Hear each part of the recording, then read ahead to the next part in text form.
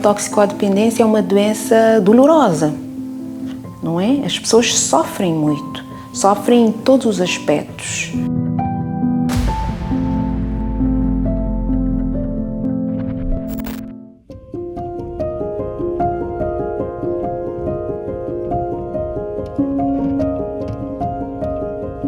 Com 13 e 14 anos eu começava a consumir não só álcool, cigarro, próprio, eu começo a consumir primeiro.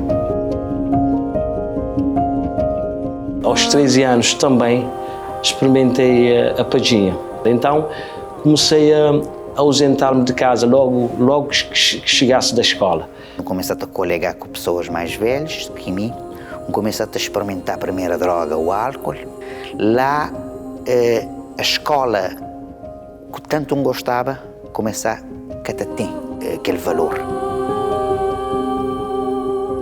A criança que consome substâncias, a primeira coisa nós temos que analisar é que esta criança já está numa situação de risco extremo, não é?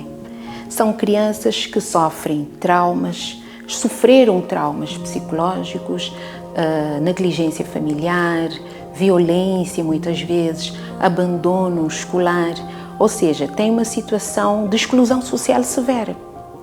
O que é que nós temos que fazer? Primeiro, ver o contexto desta criança, quais são essas vulnerabilidades, que não é só o consumo da substância, não é? Criar centros de acolhimento transitório, não centros de tratamento de toxicodependência infantil, centros de acolhimento transitório. Mas nós precisamos trazer esta problemática para as escolas, integrar, sobretudo, nos currículos escolares. Trazer essas abordagens para o currículo e trabalhar de forma contínua, não apenas num ano, mas trabalhar de forma contínua, podemos ajudar com que as crianças mudem até aquela mentalidade de que, pronto, não se fala, não se pode falar, é tabu, não se pode falar no consumo, mas enfrentarem de forma natural e assim ganharem até competências para lidarem no futuro com as ofertas.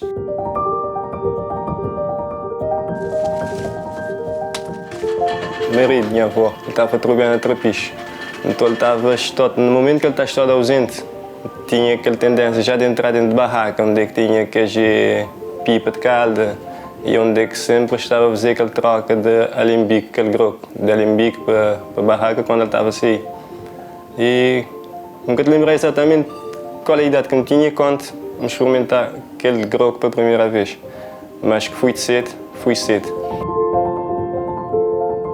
Minha família sempre tinha pai foi alcoólatra, mas também tem alcoolismo crônico. Em Cabo Verde, mais de metade da população consome o álcool, então é a droga mais consumida em Cabo Verde, a droga lícita. Este é o nosso problema. O álcool é culturalmente aceito, não é?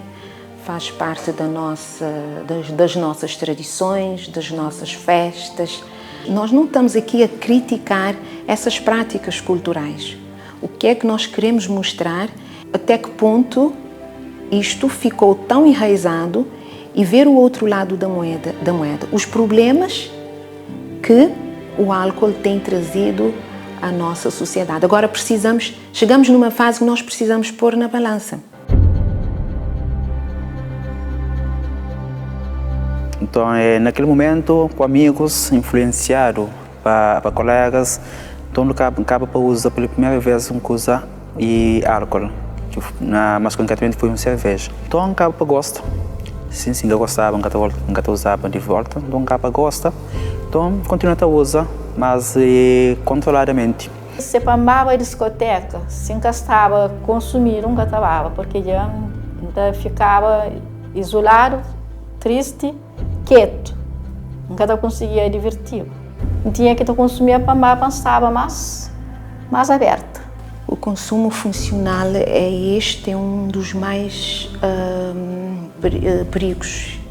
É um consumo mais perigoso e invisível, Porquê? A pessoa mantém a sua rotina normal, mas isto não quer dizer que não esteja a desenvolver a dependência, não esteja a dependência em desenvolvimento. A pessoa acha que não é dependente, mas chega quinta-feira, sexta-feira, já começa a fazer planos para o final de semana, tudo à volta da substância, seja patinha, seja álcool, seja o que for, à volta da substância. A mim nunca se explica, porque a hora que eu tomava um pingo, está bloqueado meu cérebro por completo. Por isso que tudo que os colegas te senhorava de mim. Tá tomava uma coisa que não se toma. Nunca te sentia nada. Está bloqueado meu cérebro por completo. É uma doença psicológica, mas é uma doença física. Enquanto a pessoa está a consumir a substância, os seus neurônios estão ali a habituar-se com a droga, não é? É uma doença que afeta diretamente o nosso sistema nervoso central.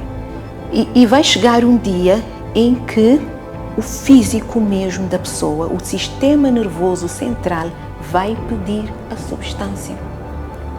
E a pessoa não sabia disto. Um dia a pessoa quer parar e a pessoa não consegue parar, porque tem sintomas de abstinência forte, porque já tem uma ligação emocional e mental muito forte com a doença. A pessoa começa a ter uma ligação. O que é dependência? É a ligação emocional, por isso que é uma doença tratada com a psicologia. O que vem desencadear aquele procurar ajuda, mas que me cansar, realmente me cansar de lutar com o álcool. Então quando me realmente tinha que render-se, decidi render.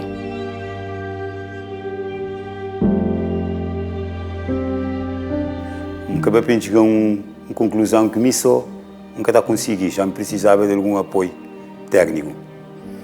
Então, já que nascimento do meu filho, em 2006, outubro de 2006, acabei por reforçar a minha determinação, com que queria que a vida me tinha que mudar, porque ele estava bem crescer, para ver o amo, naquela situação, como estava a levar a minha vida. Quando o sofrimento se torna insuportável, a pessoa chega no centro de tratamento. Ela não consegue mais sozinha recuperar-se. Outras nem tanto. Há aquelas que ainda não chegaram nesta fase que nós dizemos fundo do poço, mas há uma certa imposição do local de trabalho, não é? Da sua entidade empregadora, por insistência da família, porque a família também já não suporta.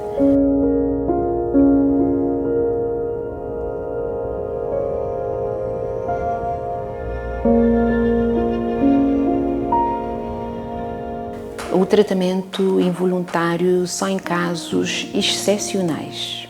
Em casos excepcionais, com uma rigorosa avaliação clínica, avaliação médica, avaliação psicológica. Por quê? Porque aqui nós estamos a mexer com os direitos humanos da pessoa, com o seu livre arbítrio, com a sua capacidade de fazer escolhas e com a sua vontade. O tratamento da toxicodependência passa muito pela motivação de querer tratar-se. Agora, há casos em que a pessoa já perdeu a noção da realidade, tem até sintomas psicóticos, sintomas fora da realidade, do normal. Aí sim, aí a pessoa vai para uma avaliação primeiro rigorosa, porque muitas vezes essas pessoas, quando começam a fazer o tratamento no ambulatório, começam a recuperar a sua capacidade de decidir. As evidências científicas nos dizem que quanto mais forçado é o tratamento, mais a chance de ter recaída e de abandono. 4 meses na tenda foi o melhor momento da minha vida. Tenda ngacha amor, ngacha aconchego, ngacha proteção, ngacha tudo que me esteve naquele momento. Mas quando eu sei, eu recai. Eu recai é para a tenda, não, eu recai para mim. Nos nossos centros nós temos a pessoa pode voltar 3 vezes. Não é adequado a pessoa reinternar-se todas as vezes que ela quiser, quantas vezes ela quiser. Por quê?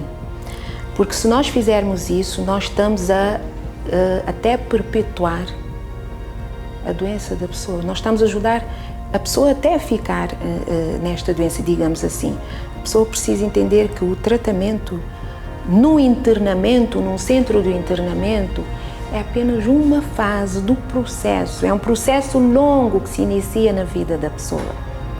Aí é importante dizer que o tratamento ambulatorial é muito mais eficaz que o internamento. O internamento é o último remédio, vamos dizer assim. Por quê? Porque aqui fora a pessoa está a lidar com as suas emoções, com as suas frustrações, os seus conflitos internos, tomadas de decisão. Então a pessoa precisa aprender a lidar com isto no seu contexto de vida, não num local fechado.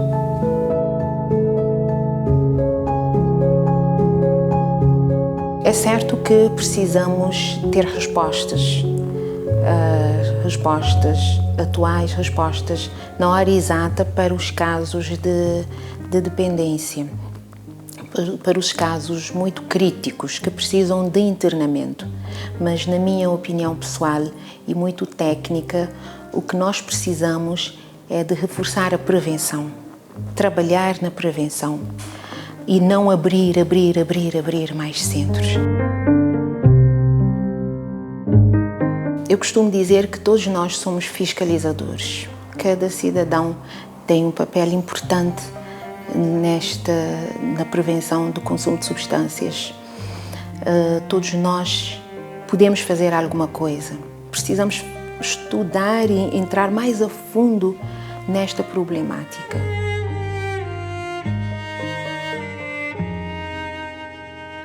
O problema é nosso, fazer um pacto social. Aliás, as pesquisas nos mostram que os países que estão tendo resultados nesta área e, consequentemente, com melhoria na economia, na educação, na saúde, são os países que decidiram fazer um pacto social.